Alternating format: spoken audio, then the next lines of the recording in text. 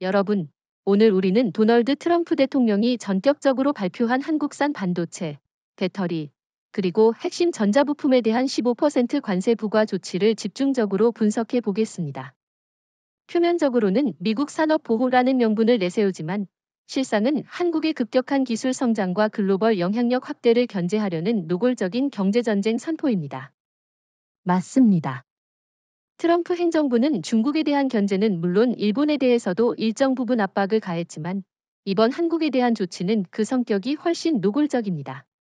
왜냐하면 현재 세계 반도체 메모리 시장에서 삼성전자와 SK하이닉스가 점유하는 비중이 60%를 넘어섰고 2차 전지 분야에서도 LG에너지솔루션과 삼성 SDI가 글로벌 빅3에 속하기 때문입니다. 미국 입장에서 한국은 협력국이 아니라 위협국이 된 셈이죠. 그렇지만 여기서 주목해야 할 점은 미국이 이 관세 부과를 단순히 경제 문제로만 본 게 아니라는 겁니다. 미국의 군사 전략적 공급망에서도 한국 기술은 필수입니다. 미 해군의 최신 이지스함, 공군의 스텔스 전투기 전자장비, 심지어 나사의 우주 탐사 장비까지 한국산 반도체와 소재가 들어가 있습니다. 즉, 이번 조치는 자기 발등을 찍는 격이 될 수밖에 없습니다. 하지만 트럼프 대통령의 계산은 단순했을 겁니다.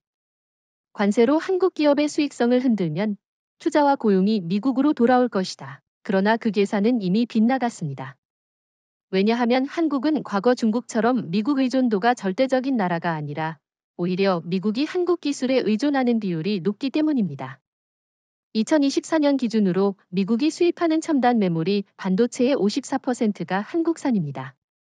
그뿐만 아니라 이번 조치는 동맹이라는 정치적 신뢰까지 무너뜨립니다. 이재명 대통령 정부는 출범 이후 전략적 자율성을 강화해왔고 이미 유럽, 인도, 동남아와의 기술 협력을 확대해왔습니다. 이런 상황에서 미국의 관세 부과는 우방해 등의 칼꽂기로 해석될 수밖에 없습니다. 여기서 흥미로운 건 일본과 중국의 반응입니다. 시게로 이시바 총리가 이끄는 일본 정부는 겉으로는 미국을 지지하는 입장이지만 속으로는 한국이 타격을 받기를 바라고 있습니다. 일본은 여전히 반도체 소재와 장비 일부에서 경쟁 관계에 있기 때문이죠. 반면 시진핑 정부의 중국은 즉각 한국과의 기술 무역 협력 확대 제안을 내밀었습니다.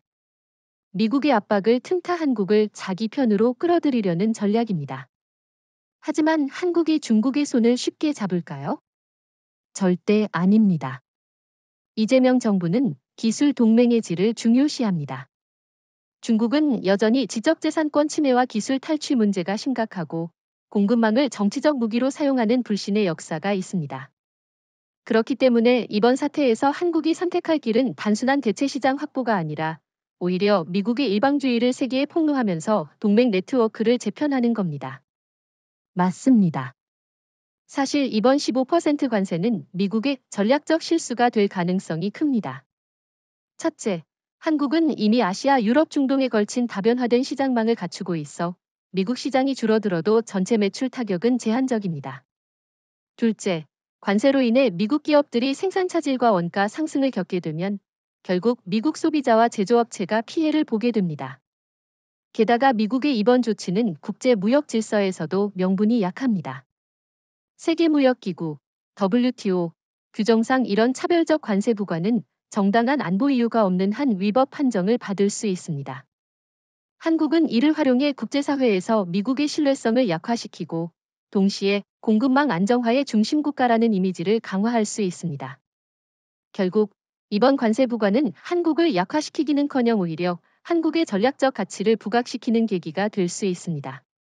문제는 미국이 이 사실을 언제 그리고 어떤 대가를 치른 뒤에 깨닫느냐겠죠. 미국이 15% 관세라는 초강수를 던진 직후 이재명 대통령은 긴급 국가안보경제회의를 소집했습니다. 결론은 명확했죠. 우리가 가진 가장 강력한 카드로 응수한다. 그리고 그 카드란 바로 미국 경제의 동맥을 틀어쥐고 있는 반도체 배터리 첨단 소재 공급을 조절하는 겁니다. 그렇죠. 미국은 겉으로는 강대국처럼 보이지만 첨단 산업의 심장부를 들여다보면 한국에 의존하는 비율이 절대적입니다. 예를 들어 애플의 최신 아이폰 생산에는 삼성과 SK하이닉스 메모리가 필수인데 한국이 단 3개월만 공급을 제한해도 미국 내 스마트폰 출시 일정이 완전히 무너집니다. 테슬라도 마찬가지죠. LG에너지솔루션이 배터리 공급을 줄이면 생산 라인이 멈추게 됩니다. 여기서 중요한 건 전면 차단이 아니라 정밀 조절이라는 겁니다. 한국 정부와 대기업들이 선택한 건 단순 보복이 아니라 미국의 핵심 산업과 국방 프로젝트에 맞춰 치명적인 타이밍에 공급을 지연시키는 전략입니다. 예를 들어 미 해군의 차세대 잠수함 프로젝트에 들어가는 고성능 반도체 모듈 출하를 의도적으로 늦추는 방식이죠. 그 전략은 정말 뼈를 때립니다. 왜냐하면 군사 장비는 단순히 시장에 있는 제품을 사다 쓸 수 없기 때문에 대체 공급처가 사실상 없습니다. 특히 미국이 중국산 부품을 금지하는 법안을 유지하는 한 한국이 물량을 조절하면 미국은 발을 동동 구를 수밖에 없죠. 게다가 한국은 이번 조치를 공개적으로 발표하지 않았습니다. 겉으로는 공급망 재조정이라는 명분을 내세우고 실제로는 미국이 가장 필요로 하는 시점에만 우연한 지연을 발생시키는 거죠. 이런 방식은 WTO 제소 리스크를 피하면서도 미국의 실질적인 압박을 가할 수 있는 고도의 기술입니다. 그런데 이런 전략이 단기적인 압박에만 효과가 있을까요? 혹시 장기적으로 미국이 완전히 다른 공급망을 만들지 않을까요? 좋은 질문입니다. 그러나 현실적으로 미국이 한국을 대체하는 공급망을 구축하려면 최소 70년이 걸립니다. 첨단 메모리 생산 라인, 배터리 양산 체계, 고순도 소재 기술은 하루아침에 만들 수 있는 게 아닙니다. 일본이나 대만이 일부 분야에서 경쟁력을 갖추고 있지만 생산량 품질 가격 경쟁력 모두에서 한국을 따라오기 어렵습니다. 그럼 결국 이번 반격은 단순한 경제 보복이 아니라 장기적인 협상 오의를 확립하는 포석이군요. 맞습니다. 이재명 정부는 이번 사태를 단기전으로 보지 않습니다. 실제로 삼성, SK, LG 등 주요 기업들은 미국 외 시장 특히 유럽, 인도, 동남아에서 대규모 계약을 동시에 체결하고 있습니다. 이건 미국이 관세를 철회하지 않으면 영원히 시장 점유율을 잃게 될 것이라는 메시지죠. 중국이 그 틈을 타서 접근하는 건 어떻게 보세요? 시진핑 정부가 바로 한중 첨단기술 특별협력기구를 제안했잖아요. 중국의 접근은 계산이 깔려 있습니다.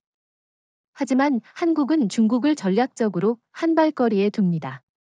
이유는 간단합니다. 기술 유출 위험과 정치적 종속 가능성 때문이죠. 대신 한국은 중국을 미국 압박 카드로만 활용하고 진짜 전략적 파트너십은 인도와 유럽, 중동과 맺고 있습니다. 그렇다면 이번 반격의 가장 큰 의미는 뭘까요? 가장 큰 의미는 한국이 더 이상 미국의 하청 기술국이 아니다라는 걸 세계에 보여준 겁니다.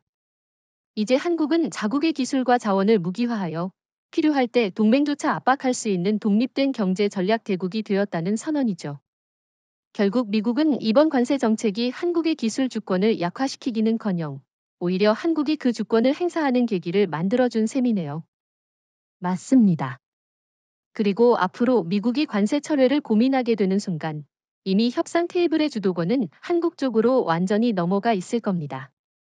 미국의 관세 폭탄 이후 불과 한 달 만에 서울은 전 세계를 놀라게 할 행보를 보였습니다. 바로 중국, 인도, 아세안 주요 국가들과 연속적으로 첨단기술 무역협력 협정을 체결한 겁니다. 이재명 대통령이 직접 나서서 베이징, 뉴델리, 하노이를 순방하며 미국 없이도 살 수 있다는 메시지를 전 세계에 각인시켰죠.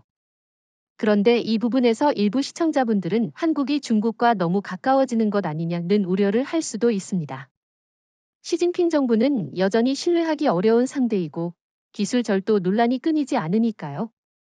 이재명 정부가 이 점을 모를 리 없는데 왜 이런 선택을 했을까요? 바로 그 점이 이번 전략의 묘미입니다.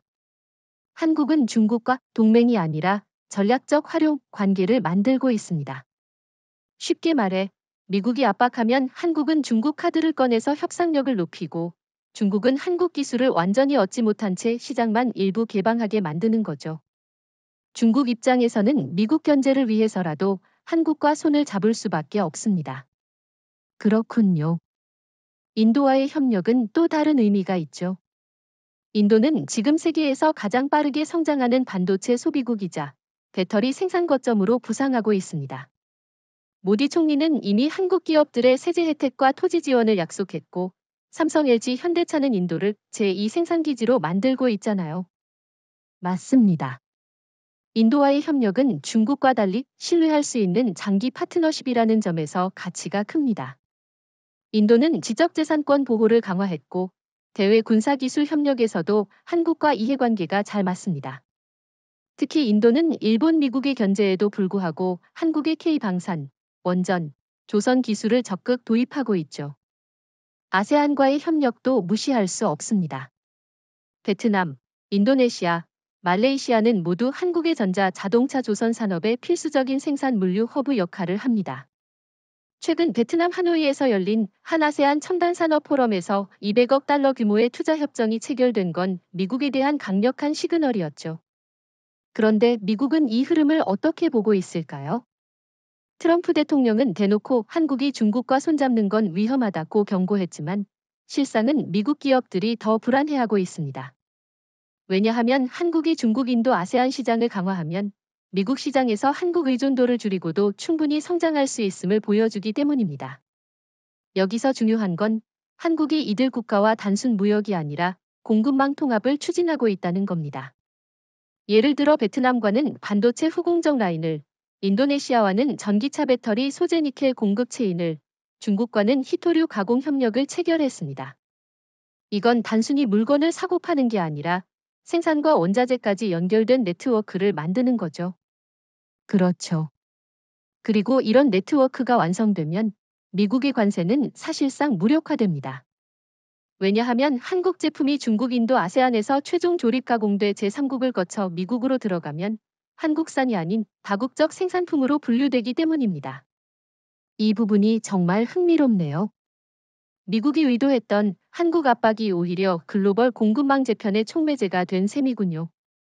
맞습니다. 그리고 중요한 건 이 과정에서 일본이 철저히 배제되고 있다는 겁니다. 시게루 이시바 총리는 한국의 이런 움직임을 막으려고 아세안 정상들에게 접근했지만 대부분 국가들이 일본보다 한국을 선택했습니다. 이유는 간단합니다. 일본은 과거 식민지 경험과 폐쇄적인 기술 이전 태도 때문에 여전히 불신을 받고 있지만 한국은 기술 이전과 공동 개발에 적극적이기 때문이죠. 결국 이번 뜻밖의 이동은 미국과 일본 모두에게 강력한 경고가 되고 있네요. 한국을 함부로 대하면 한국은 언제든 새로운 동맹과 함께 판을 다시 짤 수 있다는 걸 보여주는 사례니까요. 네, 이제 한국은 더 이상 누군가의 허락을 받아야만 움직이는 나라가 아닙니다. 오히려 다른 나라들이 한국의 눈치를 봐야 하는 시대가 열린 겁니다. 미국이 관세 전쟁을 시작한 이후 가장 예상치 못한 변화 중 하나가 바로 유럽의 태도 변화였습니다. 원래 유럽연합은 전통적으로 미국과 긴밀한 경제 안보 협력을 유지해왔죠. 그런데 이번 사태에서는 독일, 프랑스, 네덜란드 같은 핵심 국가들이 공개적으로 한국과의 기술 무역 협력을 강화하겠다고 선언했습니다. 그건 정말 이례적인 움직임이죠. 특히 독일은 미국의 핵심 나토, NATO, 동맹국이면서도 반도체 배터리 분야에서 한국 기업에 러브콜을 보내고 있습니다. 사실 독일은 자국 전기차 산업이 미국과 중국에 끼인 상태라 기술적 돌파구가 필요했습니다. LG에너지솔루션과 삼성 SDI가 유럽 현지에 배터리 공장을 세운 건 단순한 투자 이상의 의미가 있습니다. 맞아요. 그리고 프랑스 역시 마찬가지입니다.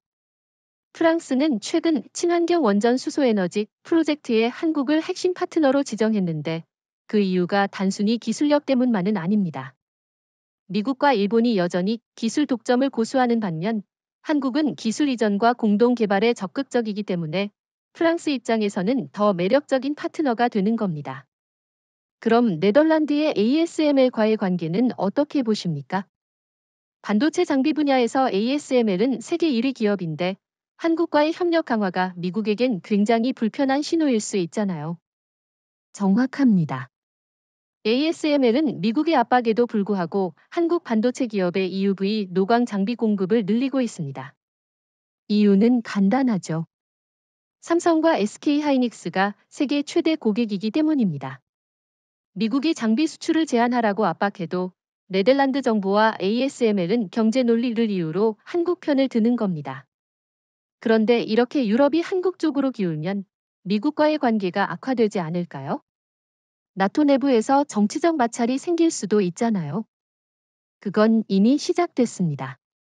트럼프 대통령은 공개적으로 유럽은 미국의 안전 보장을 당연하게 여기면서 경제적으로는 중국과 한국에 기웃거린다고 비난했죠. 하지만 유럽 국가들의 속마음은 다릅니다. 그들은 미국이 언제든지 경제 제재를 무기화할 수 있다는 걸 잘 알고 있습니다. 이번 한국 사례가 그 경고 신호였던 겁니다. 즉, 유럽이 한국을 선택한 건 단순한 경제 이익 때문이 아니라 미국 의존도를 줄이기 위한 전략이군요. 맞습니다. 특히 독일과 프랑스는 장기적으로 다극화된 세계 질서를 준비하고 있습니다.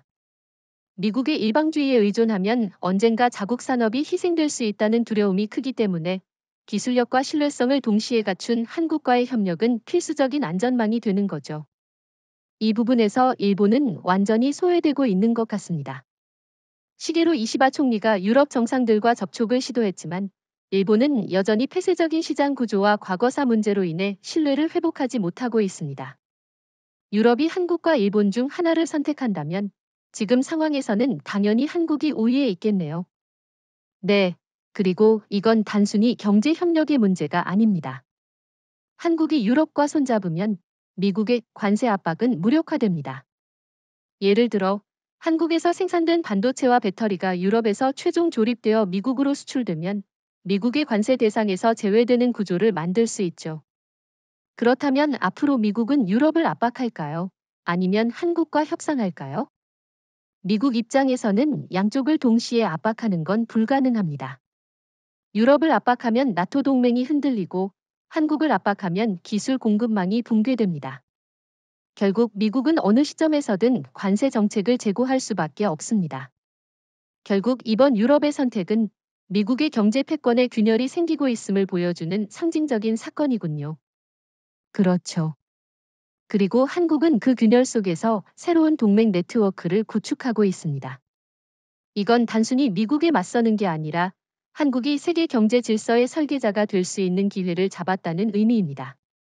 유럽이 한국 쪽으로 기운 이후 미국 내부에서 가장 먼저 폭발한 건 정부가 아니라 산업계였습니다. 불과 6개월 전만 해도 트럼프 대통령의 15% 관세 정책을 국내 제조업 부활의 기회라고 찬양하던 CEO들이 이제는 백악관 앞에서 목소리를 높이고 있습니다. 그중 가장 대표적인 사례가 애플입니다. 팀 쿡 CEO는 최근 비공개 회의에서 삼성과 SK하이닉스의 공급 지연이 계속되면 아이폰 16 출시 일정이 최소 3개월은 밀릴 것이라고 경고했다고 하죠. 이건 단순한 출시 지연이 아니라 애플 주가와 전 세계 스마트폰 시장 점유율에 직격탄이 될 수 있는 문제입니다. 맞습니다. 테슬라도 상황이 비슷합니다. LG에너지솔루션과 삼성 SDI의 배터리 공급이 늦어지면서 네바다 기가팩토리 일부 라인이 멈춰 섰습니다. 일론 머스크가 전기차 생산량이 줄면 미국의 친환경 전환 목표도 무너진다고 말했지만 트럼프 대통령은 다른 공급처를 찾아라는 말만 반복했습니다. 그런데 현실적으로 다른 공급처가 있을까요?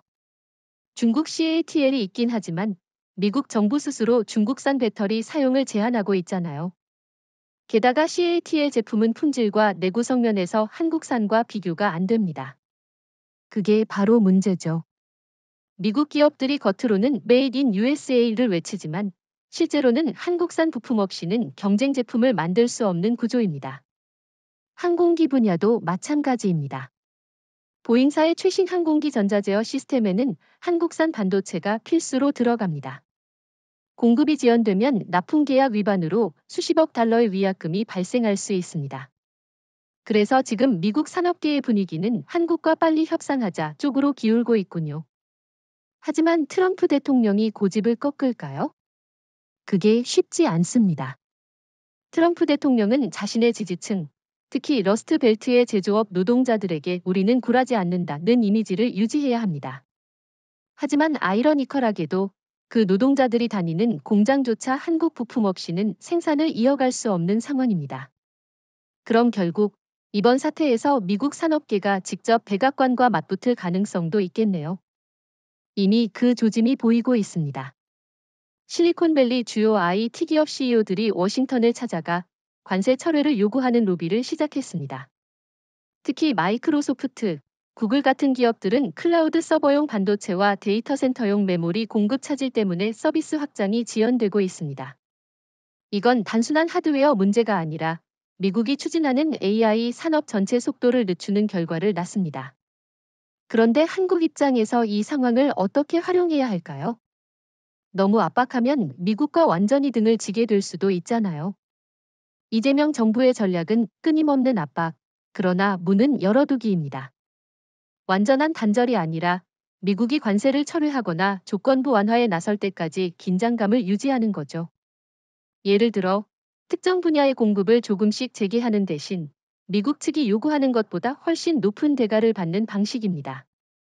결국 이 게임에서 미국이 빨리 항복할수록 손실이 줄어드는 구조군요. 맞습니다. 그리고 이번 사태를 통해 미국 산업계는 한 가지 뼈저린 교훈을 얻었습니다. 한국을 화나게 하면 미국 경제의 심장이 멈출 수 있다. 앞으로 백악관이 어떤 무역 정책을 세울 때 한국의 반응을 가장 먼저 고려하게 될 겁니다. 미국 산업계 CEO들이 백악관에 압력을 가하기 시작한 지 불과 2달 만에 뉴욕 증시는 연일 하락세를 면치 못하고 있습니다. 월스트리트 분석에 따르면 한국산 반도체와 배터리 공급 차질이 본격화된 이후 S&P 500 상위 50대 기업의 시가총액에서 무려 3천억 달러가 증발했다고 합니다. 3천억 달러면 우리 돈으로 거의 400조 원에 달하는 금액입니다. 그 정도면 미국이 1년간 국방비의 3분의 1을 날린 셈이네요. 그런데 이 손실이 단순히 숫자로만 끝나는 게 아니라 글로벌 투자자들의 심리에도 큰 충격을 주고 있습니다. 특히 애플, 테슬라, 보잉 같은 기업들이 주가 폭락의 직격탄을 맞았죠. 맞습니다. 애플 주가는 6개월 만에 20% 가까이 하락했고 테슬라는 배터리 공급 차질과 원자재 가격 급등 때문에 생산량이 줄면서 주가가 반토막이 났습니다. 보잉은 항공기 납품 지연으로 유럽 중동 항공사들로부터 위약금 청구 소송까지 당하고 있죠. 결국 이 모든 사태의 근본 원인은 트럼프 행정부의 무리한 관세 정책입니다. 그런데 트럼프 대통령은 이런 주가 하락에 크게 개의치 않는 듯 보입니다. 그는 오히려 주식시장보다 제조업 일자리가 더 중요하다는 식으로 발언하죠. 하지만 문제는 이 제조업 일자리조차 한국산 핵심 부품 없이는 유지가 불가능하다는 겁니다. 그게 바로 아이러니입니다. 미국은 제조업 부흥을 외치면서도 첨단 제조의 심장인 반도체와 배터리를 자국에서 충분히 생산할 능력이 없습니다. 일본이 도와줄 수 있느냐고요? 현실적으로 불가능합니다.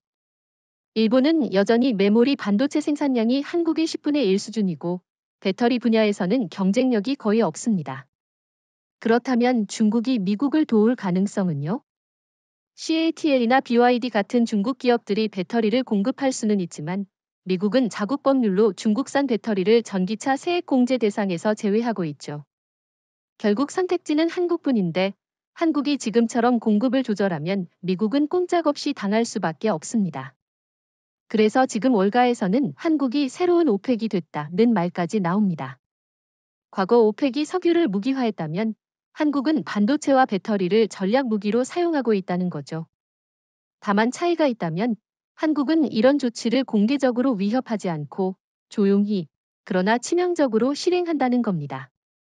이 부분이 중요하네요. 공개적으로 선전포고를 하면 국제사회에서 비난을 받을 수 있지만 지금처럼 공급망 재조정이라는 명분을 내세우면 미국이 반격하기 어렵죠. 실제로 미국은 WTO에 제소할 명분조차 없습니다. 게다가 이번 주가 폭락은 단순한 금융 문제를 넘어서 정치적인 압박으로도 번지고 있습니다. 트럼프 행정부의 핵심 지지층인 은퇴자와 중산층 투자자들이 직접 피해를 보고 있기 때문입니다.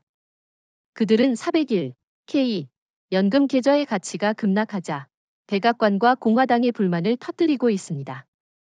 결국 트럼프 대통령은 두 가지 압박을 동시에 받게 되는군요. 하나는 산업계와 금융계의 로비, 다른 하나는 유권자들의 분노. 이 두 가지가 결합되면 관세 정책을 유지하기가 점점 어려워질 겁니다. 그렇죠. 이재명 정부는 바로 이 틈을 파고들고 있습니다. 관세를 철회하거나 대폭 완화하지 않으면 미국 경제의 출혈은 더 커질 거라는 메시지를 은근히 흘리고 있죠. 동시에 유럽 아시아 시장을 강화해 미국이 설령 손을 내밀어도 예전처럼 유리한 조건으로는 합의할 수 없게 만들고 있습니다. 결국 3천억 달러 증발은 단순한 숫자가 아니라 한국이 미국과의 힘의 균형을 완전히 바꿔놓았다는 상징이네요. 맞습니다. 이제 세계는 미국이 아니라 한국이 공급망의 스위치를 쥐고 있다는 사실을 깨닫기 시작했습니다. 그리고 그 스위치는 미국이 원한다고 해서 쉽게 켜지지 않습니다. 미국 경제가 3천억 달러 이상 증발한 충격에서 벗어나기도 전에 이번엔 펜타곤, 즉 미 국방부가 비상 상황에 돌입했습니다. 이유는 간단합니다. 한국이 공급하는 핵심 군수 부품이 제때 도착하지 않으면서 전략 무기 개발과 유지 보수 일정이 줄줄이 지연되고 있는 겁니다. 구체적으로 어떤 무기 체계가 영향을 받고 있나요? 대표적으로 미 해군의 차세대 이지스 구축함 전자전 시스템, F-35 스텔스 전투기의 고성능 메모리 모듈, 그리고 최신 패트리엇 미사일 레이더 장치에 한국산 부품이 들어갑니다. 이 부품들은 대체가 거의 불가능합니다. 일본이나 대만에서 일부 생산할 수는 있지만 성능과 내구성에서 한국 제품을 따라올 수 없죠. 그렇군요. 그러니까 단순히 민간 산업이 아니라 미국의 군사력 유지에도 한국 기술이 절대적으로 필요한 상황이군요. 그런데 미국이 이 점을 몰랐을까요? 모르진 않았겠죠. 하지만 트럼프 행정부는 관세 부과가 군수 부품 공급에까지 영향을 미칠 거라고는 예상하지 못했을 겁니다. 왜냐하면 대부분의 미국 정치인들은 반도체나 배터리가 군사 장비에 얼마나 깊이 들어가는지 이해하지 못합니다. 그들은 여전히 총과 미사일은 강철과 화약이라는 구시대적 인식을 갖고 있죠. 그런데 지금은 미사일도, 전투기도, 심지어 잠수함까지 하이테크 컴퓨터라고 봐야 하잖아요. 내부에는 엄청난 양의 메모리, 센서, 고성능 칩이 들어가니까요. 맞습니다.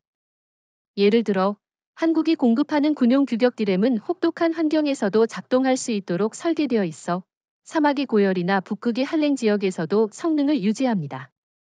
이런 기술은 단순한 상업용 반도체와는 차원이 다릅니다.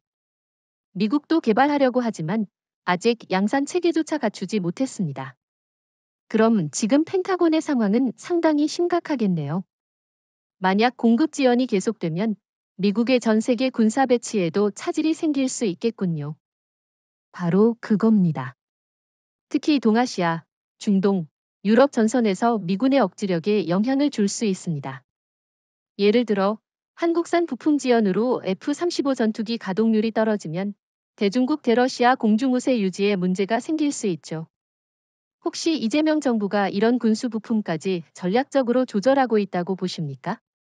아니면 단순히 민간 공급망 조정이 군사 분야까지 번진 걸까요? 표면적으로는 민간 공급망 문제지만 실질적으로는 전략적 고려가 있다고 봐야 합니다.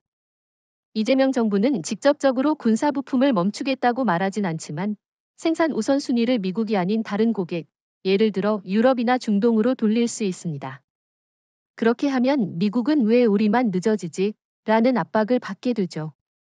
그렇다면 미국 입장에서 한국과의 관계 회복이 단순한 경제 문제가 아니라 국가 안보 문제로 격상되는군요. 맞습니다. 이게 바로 한국의 힘입니다.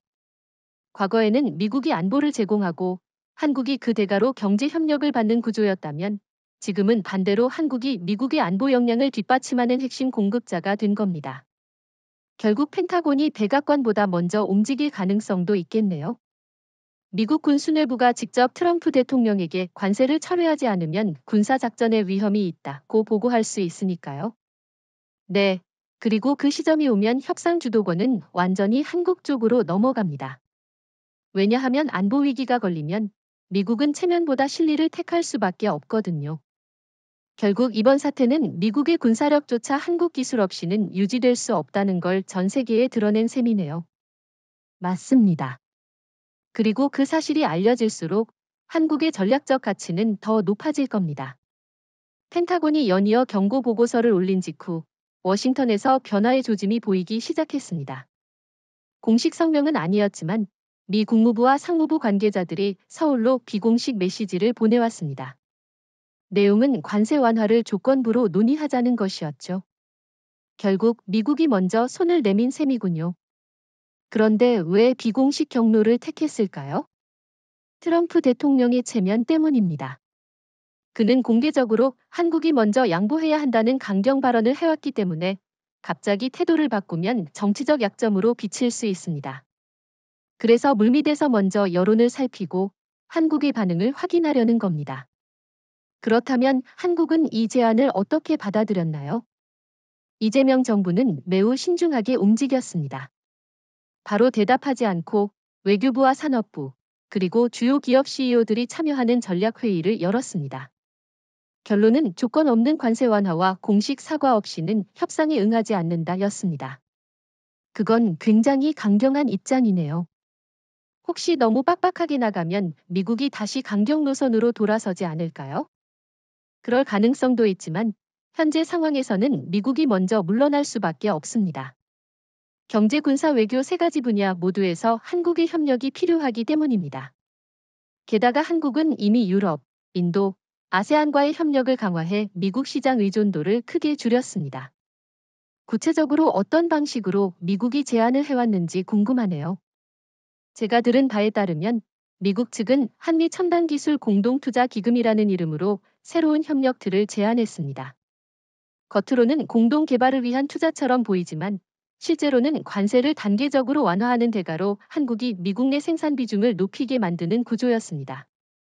그런데 그건 사실상 미국의 이익을 위한 조건부 양보 아닌가요? 한국 입장에서 받아들일 이유가 없어 보입니다. 맞습니다. 그래서 한국 측은 미국 내 투자 확대는 가능하지만 관세 철회와 공식 사과가 먼저라는 원칙을 분명히 했습니다. 이건 단순한 자존심 문제가 아니라 앞으로 어떤 국가가 한국을 협상 테이블로 끌어들일 때 최소한의 조건을 명확히 하는 선례가 되기 때문입니다. 그럼 미국은 지금 어떤 반응을 보이고 있나요? 워싱턴 내부에서는 갈등이 심합니다.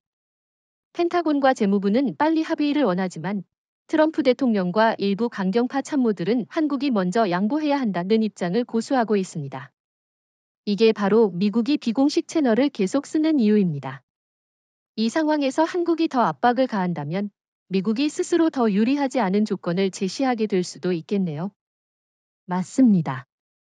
실제로 한국은 이 타이밍을 이용해 유럽과 중동에서 대규모 기술 수출 계약을 체결하고 이를 언론에 대대적으로 보도하게 했습니다. 메시지는 간단합니다.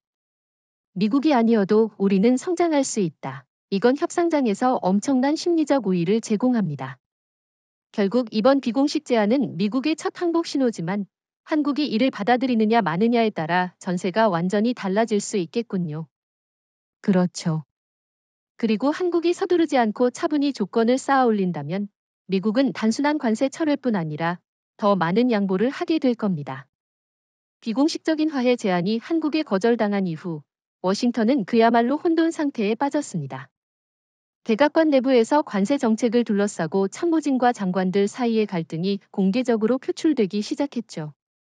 구체적으로 어느 쪽이 갈리고 있습니까? 크게 두 진영입니다. 하나는 펜타곤과 재무부를 중심으로 한 실리파입니다. 이들은 한국과의 갈등이 경제뿐 아니라 안보에도 직접적인 타격을 준다고 경고합니다. 다른 하나는 트럼프 대통령과 일부 강경파 참모들로 구성된 압박파입니다. 이들은 한국이 먼저 무릎 꿇어야 한다고 주장하죠. 그럼 실리파의 주장은 어떤 근거를 갖고 있나요? 그들은 구체적인 수치와 사례를 들이밀고 있습니다. 예를 들어 현재 미국의 첨단 무기 가동률이 15% 이상 떨어졌고 민간 제조업 생산 지수도 10년 만에 최저치를 기록했습니다. 여기에 금융시장에서의 손실이 3천억 달러를 넘어섰다는 보고서까지 나왔죠. 실리파는 이대로 가면 1년 안에 미국 GDP 성장률이 마이너스로 전환될 수 있다고 경고합니다. 반면 압박파는 어떤 논리를 펴고 있습니까? 압박파는 미국이 먼저 양보하면 전 세계에 잘못된 신호를 준다는 논리를 내세웁니다. 특히 트럼프 대통령은 재선 준비를 하면서 지지층에게 강경한 이미지를 보여줘야 한다고 생각합니다. 그는 한국이 미국 시장에 의존하는 비율이 아직 높다고 믿고 있고 따라서 시간이 지날수록 한국이 더 큰 압박을 받을 거라고 오판하고 있습니다. 하지만 현실은 정반대 아닌가요? 한국은 이미 유럽, 인도, 아세안과 새로운 공급망을 구축했고 미국 의존도를 줄였잖아요. 맞습니다. 그래서 실리파는 트럼프 대통령의 판단이 냉전 시대식 발상이라고 비판합니다. 지금의 글로벌 공급망 구조에서는 한 나라를 고립시키려 하면 오히려 그 나라가 새로운 연합을 만들어 살아남게 됩니다. 한국이 정확히 그렇게 행동했고 미국이 그 결과를 똑똑히 보고 있는 겁니다. 혹시 이런 내부 갈등이 외부로 흘러나가서 국제사회에도 영향을 주고 있나요? 네. 유럽과 아시아 언론들은 미국 정부가 한국 문제로 내분에 빠졌다는 보도를 쏟아내고 있습니다. 이는 국제 무대에서 미국의 협상력을 약화시키고 한국의 입지를 더 강화하는 효과를 낳고 있습니다. 심지어 일본 내부에서도 미국이 한국을 다루는 방식이 실패했다는 비판이 나오고 있습니다. 그렇다면 한국은 이런 미국의 혼란을 어떻게 활용해야 할까요? 이재명 정부는 시간을 아군으로 만들고 있습니다. 미국 내부의 갈등이 깊어질수록 백악관이 내놓을 수 있는 협상안은 더 유리하게 바뀔 겁니다. 그래서 한국은 당장 합의하지 않고 대신 유럽과 중동, 아시아에서 새로운 계약을 연달아 체결하면서 미국이 아니어도 된다는 이미지를 강화하고 있죠. 결국 미국 내부의 균열은 한국에 전략적 골든타임을 주는 셈이군요. 맞습니다. 이 골든타임 동안 한국은 미국과의 협상 조건을 최대한 끌어올릴 수 있습니다. 관세 철회는 물론이고 기술 협력 군사 협정 투자 보장까지 패키지로 받아낼 수 있는 기회가 열리는 겁니다. 결국 워싱턴의 혼란은 단순한 정치 문제가 아니라 한국의 미래 전략의 직접적인 호재군요. 그렇죠. 지금 이 순간 한국은 미국과의 힘의 균형을 근본적으로 재편하고 있습니다. 워싱턴이 내부 혼란에 빠져 서로 다른 목소리를 내는 동안 서울은 숨을 고르지 않았습니다. 이재명 정부는 곧바로 이중 외교 공세를 가동했습니다. 한쪽으로는 미국에 대한 압박을 지속하고 다른 한쪽으로는 유럽, 아시아, 중동 국가들과의 협력을 전방위로 확대하는 전략이죠. 이중 외교 공세라면 구체적으로 어떤 움직임을 말하나요? 첫째, 공개적인 국제 무대에서 미국의 일방주의를 정면으로 비판했습니다. 예를 들어 제네바에서 열린 세계무역기구 WTO 총회에서 한국 대표단은 특정 국가의 무역 무기화가 세계 공급망을 위협한다는 발언을 명확히 했습니다. 직접 미국을 언급하지 않았지만 모두가 그 화살이 워싱턴을 향하고 있다는 걸 알았죠. 둘째는 비공식 채널을 통한 유럽 및 아시아 국가와의 관계 강화겠군요. 맞습니다. 독일, 프랑스, 네덜란드와는 반도체 배터리 합작 프로젝트를 발표했고 인도와는 군사기술 협력 MOU를 체결했습니다. 심지어 사우디아라비아와 UAE와도 원전 방산 스마트시티 종합 패키지 계약을 체결했죠. 이런 계약들은 단순히 수익 창출을 넘어 미국이 한국을 고립시키려 해도 전혀 통하지 않는 구조를 만들고 있습니다. 그런데 이렇게 미국을 압박하는 동시에 다른 국가들과 손을 잡으면 혹시 미국이 더 강하게 보복하지 않을까요? 그럴 수 있지만 현재 미국의 선택지는 제한적입니다. 만약 더 강하게 나가면 한국이 중국, 러시아와도 일정 부분 협력을 강화할 수 있기 때문이죠. 실제로 한국은 러시아와의 에너지 협력 논의까지 재개했는데 이건 미국에게 레드라인 경고를 보내는 상징적 행동입니다. 그렇군요. 그리고 미국이 한국을 완전히 압박하지 못하는 이유 중 하나는 군사 동맹 구조도 있겠죠. 주한미군과 한미연합사 같은 전략 자산이 한국에 있으니 미국이 무조건 강경책만 쓰긴 어려울 겁니다. 맞습니다. 그리고 이재명 정부는 이를 잘 알고 있습니다. 그래서 미국과의 군사 협력을 공식적으로는 유지하면서 경제 외교 분야에서는 최대한 독립적인 움직임을 보이는 겁니다. 예를 들어 한미 연합훈련을 정상적으로 진행하는 한편 동시에 카타르와 해양안보 협정을 맺는 시기죠. 그런데 이중 외교 공세의 가장 큰 강점은 뭐라고 보십니까? 가장 큰 강점은 협상 카드의 다양화입니다. 미국과 협상할 때 한국이 다른 국가와 맺은 계약과 동맹을 레버리지로 사용할 수 있습니다. 예를 들어 관세를 철회하지 않으면 이 첨단 기술은 유럽과 중동으로만 공급하겠다는 메시지를 던질 수 있는 거죠. 실제로 그 전략이 먹히고 있나요? 이미 효과가 나타나고 있습니다. 워싱턴 내부 보고서에 따르면 미국 기업 CEO들이 한국이 다른 시장으로 전환하기 전에 빨리 합의해야 한다는 압박을 백악관에 하고 있다고 합니다.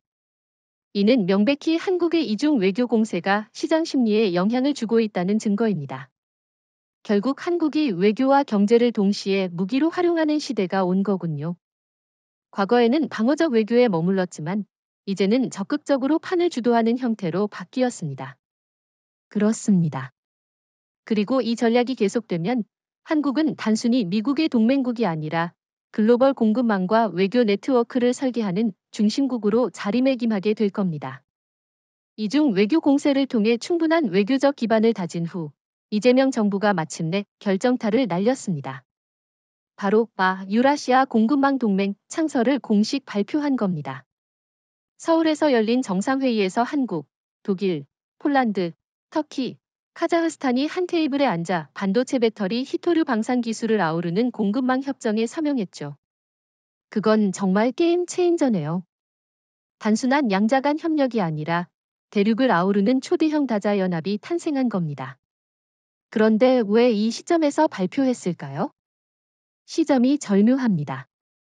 미국 내부 혼란이 극대화된 상황에서 발표하면 협상의 심리전에서 한국이 절대적인 우위를 점할 수 있기 때문입니다. 또 한 가지는 유럽과 아시아의 핵심 국가들이 모두 참여하는 형태를 만들어 미국 없이도 전 세계 공급망이 돌아간다는 걸 증명하는 효과를 노린 겁니다.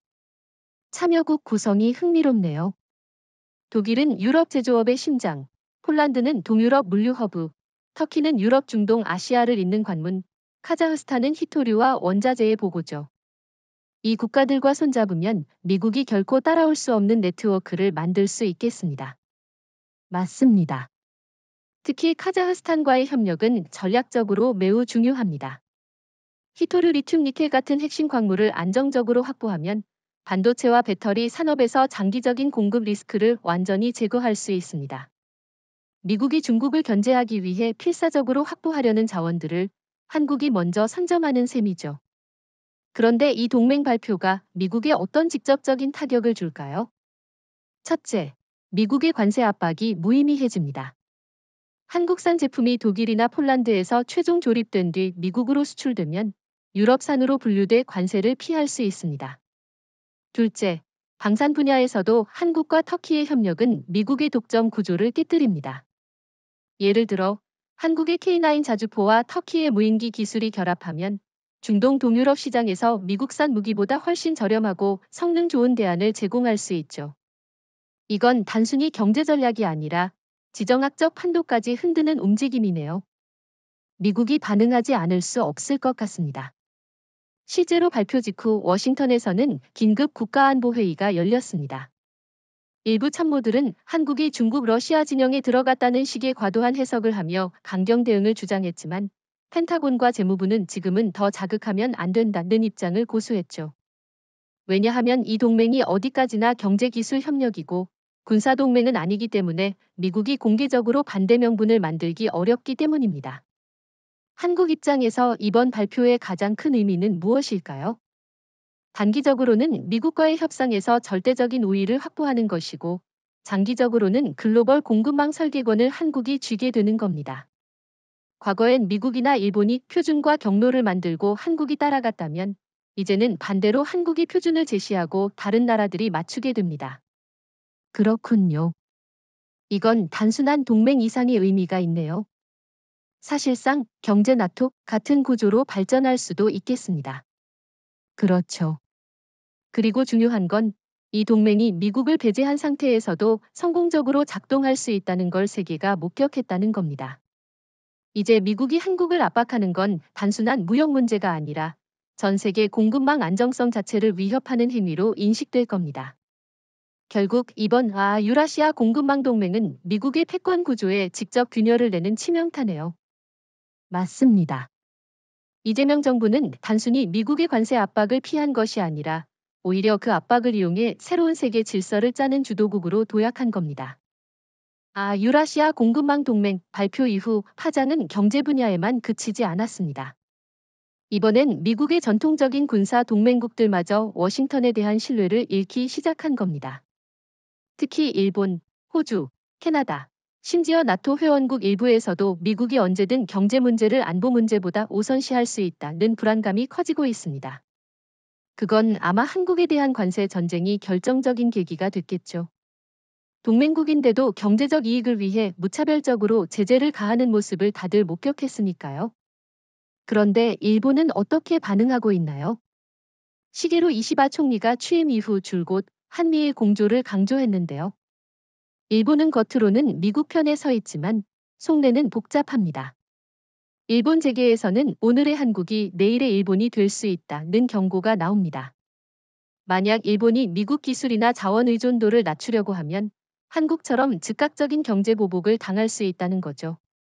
실제로 미일 간 무역 불균형 문제는 아직도 잠복해 있고 언제든 터질 수 있습니다. 호주는 어떤가요? 원래 미국과 군사적으로 긴밀한데도 중국 시장을 놓칠 수 없어서 미국과 의견 충돌이 종종 있었잖아요. 맞습니다. 호주도 이번 사태를 주의 깊게 보고 있습니다. 특히 히토류와 광물 자원 수출을 미국이 자국 안보 이익에 맞춰 조절하려 하면 호주 입장에선 경제적 피해가 불가피하죠. 그래서 호주 외교부 내부에선 한국처럼 다변화 전략을 배워야 한다는 목소리가 나오고 있습니다. 캐나다는 조금 다른 입장일 것 같습니다. 하지만 최근 방산 협력 문제에서 미국과 갈등이 있었죠? 네. 캐나다는 차세대 전투함 건조 사업에서 미국 대신 한국의 KDDX 기술 협력안을 검토하면서 미국의 불만을 샀습니다. 그런데 이번 관세 사태를 보면서 캐나다 정치권 일부는 미국이 진짜 동맹이라면 이런 경제 전쟁을 동맹국에 걸지는 않을 것이라며 의문을 표했습니다. 결국 나토 내부도 영향을 받을 수 있겠네요. 특히 유럽에서 이미 한국과의 경제 기술 협력을 확대하고 있으니 군사 분야로 번질 가능성도 있겠군요. 그렇죠. 독일과 폴란드, 터키 같은 국가들은 이미 유라시아 공급망 동맹에 참여했고 그 신뢰관계가 군사기술 협력으로 이어질 수 있습니다. 예를 들어 한국의 K2 전차, K9 자주포, 천궁 두 방공 시스템은 나토 표준에 맞추면서도 가격과 성능에서 미국 무기를 압도합니다. 그런데 이런 변화가 미국의 동맹 네트워크를 약화시키면 결국 중국과 러시아가 이득을 보지 않을까요? 단기적으로는 그럴 수 있지만 장기적으로는 한국이 그 공백을 메울 수 있습니다. 미국을 전적으로 신뢰하지 못하는 동맹국들이 한국을 제3의 선택지로 보고 군사경제 협력을 동시에 확대하는 구조가 만들어질 수 있죠. 이렇게 되면 한국은 사실상 새로운 축의 중심이 됩니다. 결국 이번 신뢰 붕괴는 한국에게 외교 안보 양면에서 기회라는 말이네요. 맞습니다. 과거에는 한미동맹이 한국 외교의 절대 축이었다면 이제는 다중 동맹 네트워크로 확장하는 시대입니다. 미국이 하나의 옵션이 되는 거죠. 그리고 이 변화의 시발점이 바로 미국 스스로 만든 이번 관세 전쟁이라는 점이 아이러니합니다. 군사 동맹국들의 불신이 눈덩이처럼 커지자 워싱턴이 결국 움직였습니다. 이번엔 공식 외교 채널이 아니라 극비리에 구성된 비밀 사절단이 서울로 향했습니다. 백악관과 국무부, 그리고 펜타곤 인사까지 포함된 혼합팀이었죠. 그들이 왜 비밀리에 움직였을까요? 공개적으로 방문하면 안 되는 이유가 있었나요? 두 가지 이유가 있습니다. 첫째, 트럼프 대통령이 아직 공식적으로는 강경 노선을 유지하고 있기 때문입니다. 공개 방문이 알려지면 지지층이 한국에 무릎 꿇었다고 비난할 수 있습니다. 둘째, 내부 분열이 너무 심해 공식 협상단을 구성할 합의조차 안 됐기 때문입니다. 그럼 이 사절단의 목표는 뭡니까? 완전한 관세 철회 제한인가요? 아니면 조건부 완화입니까? 정보에 따르면 이번 임무는 조건부 완화를 통한 긴장 완화가 목표였습니다. 예를 들어 미국이 일부 품목에 대한 관세를 단계적으로 낮추는 대신 한국이 미국 내 반도체 배터리 공장 투자를 확대하는 식이죠. 하지만 이재명 정부가 이런 거래를 고지곳대로 받아들일 리 없습니다. 그렇죠. 이미 한국은 미국 의존도를 크게 줄였고 유라시아 공급망 동맹까지 만들어 미국의 압박을 무력화했잖아요. 이 상황에서 굳이 서두를 이유가 없습니다. 맞습니다. 그래서 한국 측은 사절단을 청와대 대신 산업통상자원부 청사에서 맞이했습니다. 이건 단순한 외교 문제가 아니라 경제 주권 문제라는 메시지를 담은 겁니다. 심지어 회의 테이블 배치도 한국 측 인원이 중앙에 앉고 미국 인원은 양쪽으로 나눠 앉게 했습니다. 심리전이죠. 회의 분위기는 어땠나요? 처음엔 미국 측이 동맹으로서의 신뢰 회복을 강조하며 부드럽게 시작했지만 곧바로 한국 측이 통계 자료와 계약 사례를 제시하며 반격했습니다. 지난 6개월 동안 관세로 인해 한국 기업 손실이 수십억 달러에 달했고 미국 기업도 생산 차질로 수천억 달러를 잃었다. 그 책임을 어떻게 질 것이냐는 날카로운 질문이 나왔죠. 미국 측이 뭐라고 답했나요? 정확한 사과는 없었습니다. 대신 미래를 위한 새로운 파트너십이라는 추상적인 말만 반복했죠. 그러자 한국 측이 미래를 말하려면 과거를 정리해야 한다고 받아쳤습니다. 이건 사실상 관세 철회와 보상을 전제 조건으로 못 박은 겁니다. 그런 태도라면 미국 사절단이 성과 없이 돌아갈 가능성이 크겠군요. 실제로 그랬습니다. 사절단은 관세 완화 시점을 앞당기는 잠정 제안을 남기고 떠났지만 한국 측은 검토하겠다는 말만 했습니다. 이건 외교적 언어로 사실상 거절에 가깝죠. 결국 이번 비밀 방문은 미국의 절박함만 드러낸 셈이네요. 맞습니다. 그리고 한국은 그 절박함을 최대한 활용하고 있습니다. 이제 전 세계가 압니다. 미국이 아무리 강대국이라 해도 한국과의 갈등을 풀기 위해선 먼저 양보해야 한다는 거요. 비밀 사절단이 떠난 지 일주일 후 이재명 대통령이 직접 입을 열었습니다. 장소는 청와대가 아니라 글로벌 경제 안보 포럼이 열리고 있는 부산 국제 컨벤션 센터였습니다. 의도적으로 국내외 언론과 해외 귀빈이 모두 모인 자리에서 메시지를 낸 겁니다. 그렇군요. 즉, 미국과의 협상 결과를 은밀히 처리하지 않고 전 세계가 지켜보는 무대에서 공개 선언을 한 거네요. 맞습니다. 이재명 대통령은 연설서두에서 경제 주권과 공급망 독립을 강조한 뒤 미국과의 현 상황에 대해 단호하게 말했습니다. 한국은 정당한 이유 없이 부과된 관세를 받아들일 수 없다. 조건 없는 철회와 피해 보상이 없다면 어떤 형태의 협상에도 응하지 않겠다. 그건 사실상 공개 거절이자 미국에 대한 외교적 압박이네요. 그렇죠.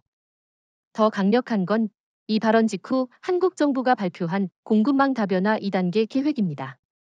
여기에는 유럽, 아시아, 중동 국가들과의 첨단 기술 합작, 군수 부품 공동 생산, 히토류 장기 계약 등이 포함됐습니다. 이는 사실상 미국 의존도를 10% 이하로 줄이겠다는 선언과 다름없죠. 미국이 이 발표를 듣고 가만히 있었을까요? 백안과는 곧바로 동맹국 간 갈등은 대화를 통해 해결해야 한다는 원론적인 성명을 냈지만 내부적으로는 충격이 컸습니다. 특히 펜타곤은 군수부품 공급망이 한국을 떠날 가능성에 긴장했고 재무부는 주가와 환율 시장 불안을 우려했습니다. 그런데 이재명 정부가 이렇게 강경하게 나갈 수 있었던 이유는 뭘까요? 첫째, 한국은 이미 대체 시장과 동맹을 확보했습니다. 유라시아 공급망 동맹, 중동 원전 방산 계약, 인도 첨단 기술 협력 등으로 미국 시장의 빈자리를 충분히 메울 수 있죠. 둘째, 국제 여론이 한국 편에 서 있습니다. 이번 관세 부과는 명백히 WTO 규정에 어긋나는 조치로 많은 국가가 미국이 잘못했다는 인식을 갖고 있습니다. 그렇군요. 특히 일본이나 중국과는 다른 점이 한국은 국제사회에서 공급망 안정국 이미지가 강하니까요. 미국이 이런 나라에 관세 폭탄을 날린 건 자기 발등을 찍은 겁니다. 맞습니다. 그리고 이재명 대통령은 연설 말미에 의미심장한 문장을 남겼습니다. 한국은 과거처럼 누구의 허락을 받고 움직이지 않는다. 우리의 기술과 산업, 그리고 주거는 스스로 지켜낼 것이다. 이 발언은 단순한 외교 메시지를 넘어 한국의 장기 전략 선언에 가깝습니다. 이쯤 되면 미국이 다음 수를 어떻게 둘지가 궁금해집니다. 계속 강경하게 나가면 더 큰 손해를 볼 것이고 물러서면 정치적으로 타격을 입을 테니까요. 그게 바로 한국이 노린 겁니다. 미국을 이래도 손해, 저래도 손해의 딜레마에 빠뜨린 거죠. 지금 미국은 공개적으로 대응하면 자존심이 상하고 조용히 물러서면 국내 정치에서 비난받는 상황에 처해 있습니다. 결국 이번 냉정한 거절은 단순한 외교적 행동이 아니라 전략적 계산이 치밀하게 깔린 승부수군요. 그렇습니다. 그리고 이 승부수는 한국이 세계 경제와 외교 무대에서 독립적 강국으로 자리매김하는 데 결정적인 전환점이 될 겁니다. 이재명 대통령의 냉정한 거절 이후 불과 2달 만에 국제 질서의 판도가 바뀌었습니다. 과거엔 미국이 중심에서 규칙을 만들고 동맹국들이 그 규칙에 따라 움직였다면 이제는 한국이 새 표준과 흐름을 제시하는 역할을 맡게 된 겁니다. 구체적으로 어떤 변화가 있었나요? 첫째, 유라시아 공급망 동맹이 정식 발족해 첫 공동 생산 프로젝트를 가동했습니다. 독일에서 반도체 패키징, 폴란드에서 전기차 배터리 조립, 터키에서 무인기와 자주포 생산이 시작됐죠. 이 생산물들은 이미 유럽, 중동, 아시아 전역으로 수출 계약이 체결돼 있습니다. 그건 단순한 무역 협력 이상의 의미군요.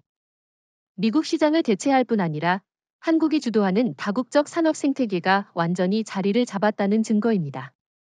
맞습니다. 둘째, 글로벌 금융시장에서도 변화가 나타났습니다. 서울 증시는 사상 최고치를 경신했고 원화는 안정적 가치 자산으로 분류되며 국제 투자자들의 관심을 끌었습니다. 반면 뉴욕 증시는 관세 전쟁 후유증에서 완전히 회복하지 못했습니다. 셋째는 아마 국제 정치 무대에서의 위상 변화겠죠? 정확합니다. 한국은 G20, APEC, WTO 등에서 미국과 동등한 발언권을 행사하고 있으며 유럽과 아시아 주요국들은 한국을 협상 중재자로 대우합니다. 심지어 중동 산유국들도 에너지와 첨단 기술 협력에서 한국을 최우선 파트너로 삼고 있죠. 그런데 이런 변화가 미국의 패권 약화와 직결되는 건가요? 아니면 다극화로 가는 하나의 흐름일 뿐인가요? 둘 다입니다. 미국의 절대적 영향력은 줄어들었고 대신 다극화가 가속화됐습니다. 그러나 주목할 점은 다극화의 중심축 중 하나가 한국이라는 사실입니다. 과거엔 미국, 중국 이유가 3대 축이었다면 이제 한국이 확실하게 그 틈새를 차지했습니다. 그렇다면 일본이나 중국은 이 변화에 어떻게 대응하고 있나요? 일본은 뒤늦게 아세안과 유럽에 접근하고 있지만 이미 한국이 그 시장에서 확고한 기반을 다졌기 때문에 큰 성과를 내기 어렵습니다. 중국은 한국과의 협력을 강화하려 하고 있지만 한국은 기술 유출과 종속 위험 때문에 거리를 유지하며 선택적 협력만 하고 있습니다. 결국 이번 사태는 단순히 관세 분쟁이 아니라 새로운 세계 질서의 서막이었네요. 그렇습니다. 한국은 이번 위기를 기회로 바꿔 단순한 제조 강국을 넘어 표준을 설계하고 동맹을 구축하는 국가로 변모했습니다. 미국도 이제는 한국을 단순한 동맹국이 아닌 전략적 협력자이자 경쟁자로 대해야 하는 상황이 됐죠. 마지막으로 묻고 싶습니다. 이 흐름이 앞으로 10년간 지속되려면 한국은 무엇을 가장 경계해야 할까요? 첫째, 내부 정치 불안입니다. 외교 경제 전략이 정권 변화와 무관하게 이어져야 합니다. 둘째, 기술 우위를 유지하는 것입니다. 반도체 배터리, 방산 친환경 에너지 분야에서 끊임없이 혁신해야 합니다. 마지막으로 외교 다변화를 멈추지 않아야 합니다. 미국, 중국, 유럽 어느 한쪽에 치우치지 않고 독립적인 네트워크를 유지해야 합니다. 결국 새로운 질서에서 한국의 자리는 스스로 지켜야 한다는 말이군요. 맞습니다. 이번 6개월은 한국이 세계 경제 외교 안보의 중심국으로 자리매김하는 역사적 전환점이었고 앞으로 그 위치를 어떻게 활용하느냐가 21세기 후반의 한국을 결정짓게 될 겁니다.